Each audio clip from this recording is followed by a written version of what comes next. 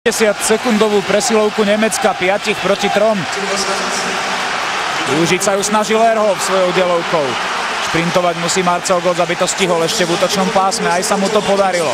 Ehrhoff, Dietrich.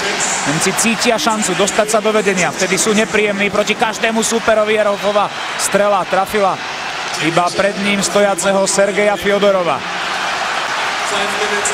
Aťušov, tak to bolo hákovanie na Marcela Götza. Celkom jednoznačné, ale teraz trafil práve Aťušova. Christian Ehrhoff a už hra prerušená a vykázaná do stredného pásma.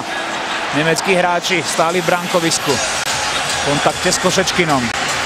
34 sekúnd dvojnásobnej početnej prevahy Nemecka už uplynulo, ale aj potom, keď sa tá skončí, to ešte raz vidíme, ako Aťušov svojimi korčulami zrejme zabránil puku, aby išiel do bránky. Teraz to uvidíme lepšie. No a to strela mierená k žrtke. Tak potom ešte presilovka Nemecka 5 proti 4 v trvaní vyše 4 minút. To je veľká šanca pre domácu reprezentáciu, aby sa pokúsila vyviesť ruský tím z konceptu.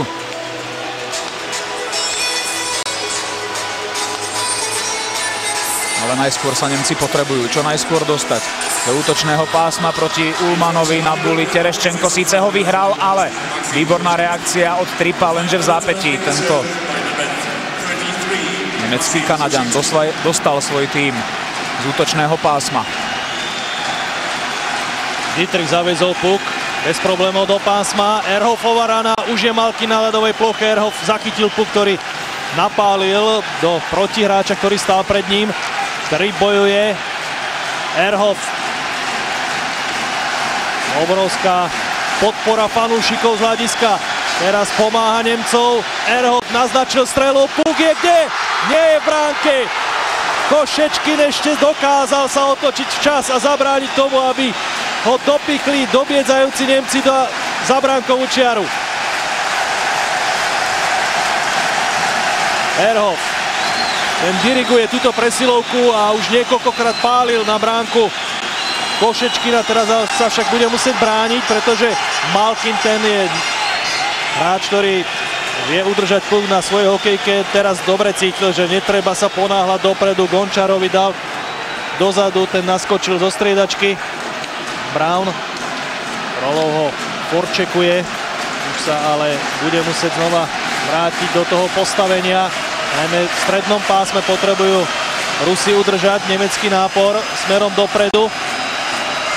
Znova zadunil Mantinel, ale v ňom skončil Kalinin bez toho, aby mu pomohol nemecký hráč. Schütz, už je tam spoločne s Götzom aj Wolf.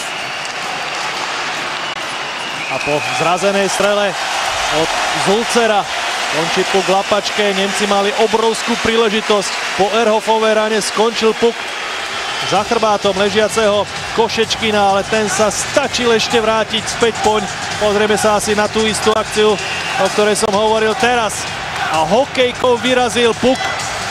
Takže ten sa napokon ocitol predsa len za jeho bránkou. Pozrite sa teraz, čo chýbalo k tomu, aby Rusi poprvýkrát na šampionáte prehrávali.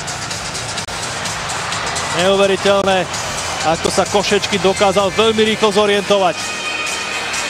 2 minúty a 43 sekúnd. Ešte budú hrať Nemci presilovú hru 5 proti 4. Rusi prišli o jedného hráča, budú teda